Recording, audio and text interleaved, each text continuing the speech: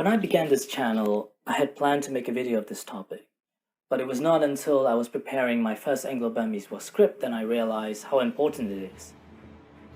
First of all, most people are not familiar with Southeast Asia in general. Thus, I felt it was crucial I address this before I continue with other videos.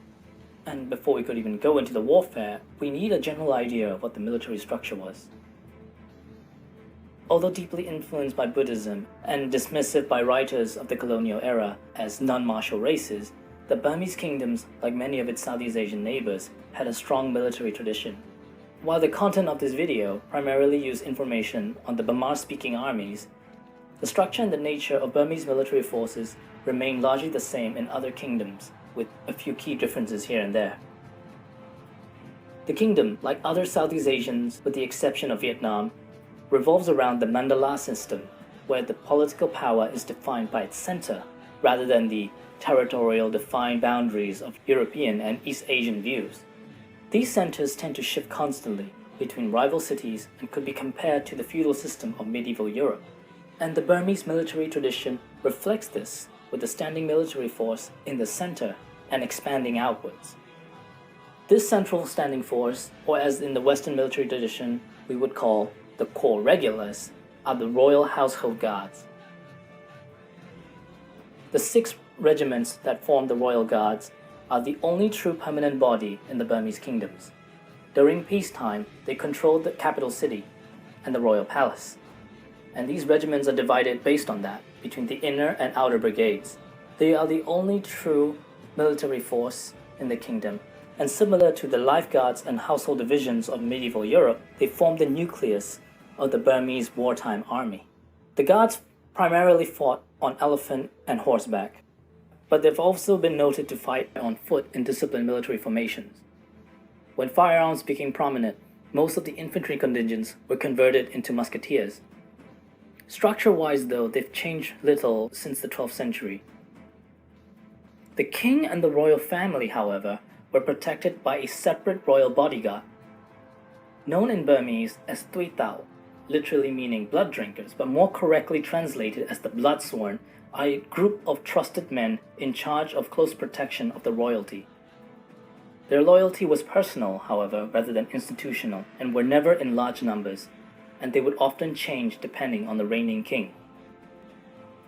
The next tier are the regular regiments from the Crown lands, areas that are directly under the royal authority. Sometimes named as the Capital Defense Corps or the Royal Army, these regiments were semi-standing forces of men raised from these settlements under the Amutan system, where they serve as part-time soldiers, rotating between military and non-military duties.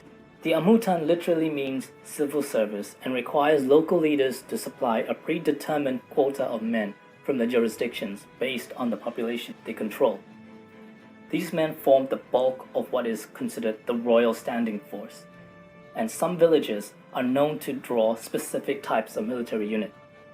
For instance, a large number of cavalry regiments are drawn from the Sagaing region, with each village forming a company of men. To most Western writers, the most well-known of the Amutan regiments are the musketeer and artillery units, made up of European, Chinese, and Indian descendants. A key military tradition in Southeast Asia is the resettlement of prisoners of war, where they are freed in exchange for military service. They are primarily, but not limited to, Thai, Lao, Indian, Chinese, and Europeans.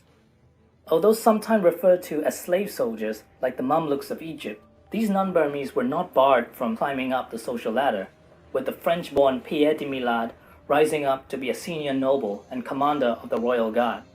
They, however, often adopt Burmese names and titles, and thus it is difficult to find out their origins. For instance, Milad's Burmese title is the Debe Muza, and Tiri Yazat Tu Jotin. We only know of Milad's French origins due to the Latin inscriptions found on his gravestone. Other ethnicities are known from the title of their regiments, such as the Linzin Guard, who are made up of descendants from Lao, as well as the Zime regiment, made up of northern Thai from Chiang Mai. The most famous non-European regiment is the Kate Mien, or in English the Khasi Horse, regiments of light cavalrymen from Manipur.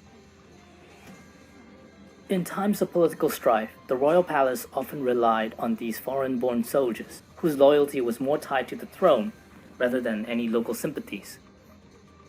And thus they fulfill a role similar to the Byzantine Varangians or the French Swiss Guard. The best and the most trusted men of these Amutan troops were recruited into the Royal Household Guards. The last and final tier are the Royal Levy, infantry conscripts that make up the bulk of the Royal Army.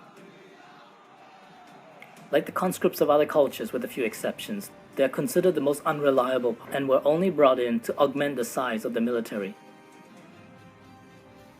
Every male in the kingdom was a soldier first, therefore liable for military service. The quality of these levy troops varies greatly from era and monarchs. The average Burmese male was taught at an early age at the secular monastic school in armed and unarmed combat. The royal chronicles often ignore the military quality of these levies. The 19th century European writers dismissed them with contempt, but they remain an important part of any pre-colonial Southeast Asian army. Although their role in pitched battles sometimes consists of being cannon fodder, they also serve as engineers, foragers, runners, and excellent skirmishers. Although European writers often portray them as being forced to serve against a tyrannical king, military service was also the main way in which a lowly peasant could rise up the social ladder.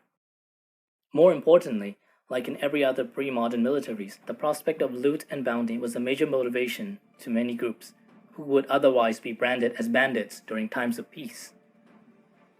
Overall, until the westernization programs started by King Mindon in the mid-19th century, the Burmese army, as well as other Southeast Asian forces, would look to a Western observer as a force that was somewhere between a medieval and an early modern army.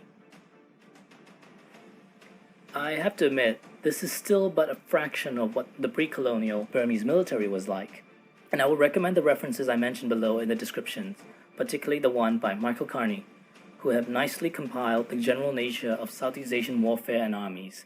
It is quite vague and general, but it is a good start for anyone interested in it. In our next videos, we'll go into detail of these different military arms, such as their battlefield regiments, cavalry, elephants, as well as their tactics and strategies. Thank you for watching, and stay safe everyone.